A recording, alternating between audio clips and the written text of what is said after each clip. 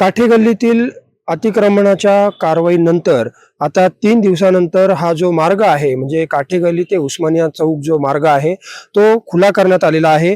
या मार्गावर आपण जर बघितलं तर आता नेहमीप्रमाणे नागरिकांची वर्दळ सुरू झालेली आहे। जनजीवन जे आहे ते इथलं सुरळीतपणे सुरू झालेलं आहे।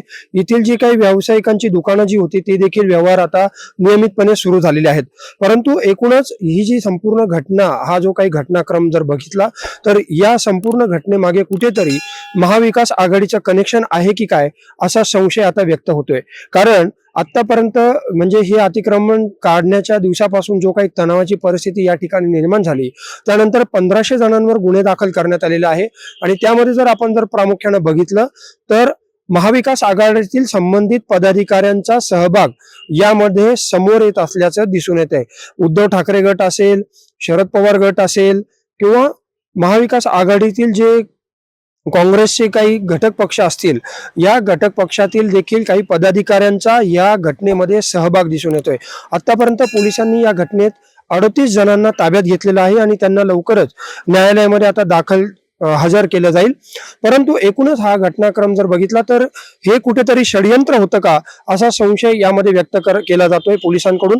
कारण ज्या पद्धतीनं जमाव मोठ्या प्रमाणावर रस्त्यावर उतरला, ज्या पद्धतीनं दगडफेक करण्यात आली, त्याचप्रमाणे ज्या पद्धतीनं या ठिकाणी जो तणाव निर्माण झाला म्हणजे आपण जर बघितलं आपण ही जी दृश्य बघतोय या ठिकाणी एका दुकानाच्या बाहेरचा सीसीटीव्ही फुटेज म्हणजे सीसीटीव्ही कॅमेरा बसवण्यात आलेला होता आणि हे सीसीटीव्हीचं कनेक्शन तोडण्यात आलं।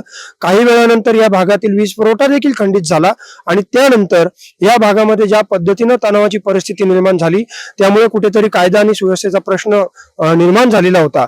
त्यामुळे कुठेतरी आता यामागे राजकीय कनेक्शन उघड होत आहेत, कुठेतरी राजकीय पदाधिकाऱ्यांचा यामध्ये सहभाग आहे। म्हणजे विशेष करून महाविकास आघाडीतील काही पदाधिकाऱ्यांची नावं यामध्ये समोर आल्यामुळं महाविकास आघाडीचं कनेक्शन या घटनेमागे जोडलं जाते। परंतु आता पोलीस तपासामध्ये काय समोर येतं ते आता येणाऱ्या काळामध्ये आपल्याला समजेलच। परंतु दुसरीकडे दर्गा ट्रस्ट जे आहे त्यांनी आता या उच्च न्यायालयाच्या निकालाविरोधामध्ये सर्वोच्च न्यायालयामध्ये धाव घेतलेली आहे आणि सर्वोच्च न्यायालयाने उच्च न्यायालयाकडे या संदर्भातला एक अहवाल मागितलेला आहे। त्याचप्रमाणे दर्गा ट्रस्टचे काही पदाधिकारी आज जिल्हाधिकाऱ्यांची भेट घेणार आहेत, त्याचप्रमाणे महानगरपालिका आयुक्तांची देखील भेट घेऊन आपली बाजू मांडणार आहे। परंतु दुसरीकडे आज मागील 3 दिवसानंतर या परिसरातील जनजीवन जे आहे ते पूर्वपदावर येताना दिसतंय। गेल्या 3 दिवसांमध्ये येथील नागरिक जे आहे म्हणजे हा काही रहिवासी परिसर होता, येथील नागरिक जे आहेत ते देखील तणावामध्ये होते, त्यांना घराच्या बाहेर देखील पडता येत नव्हतं। काही शाळा या भागामध्ये आहेत, रुग्णालय या भागामध्ये आहेत, अनेक व्यावसायिकांची दुकानं इथं आहेत।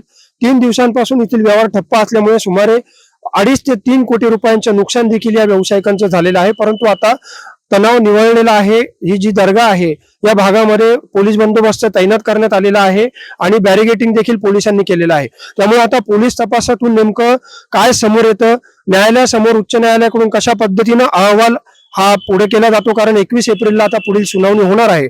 परंतु तत्पूर्वी दिलासादायक बाब म्हणजे हा भाग जो आहे तो आता या भागातील जनजीवन पूर्वपदावर आलेलं आपल्याला दिसून येतं। कॅमेरामन भाऊसाहेब पवारसह मनीष कटारिया, माय महानगर, नाशिक।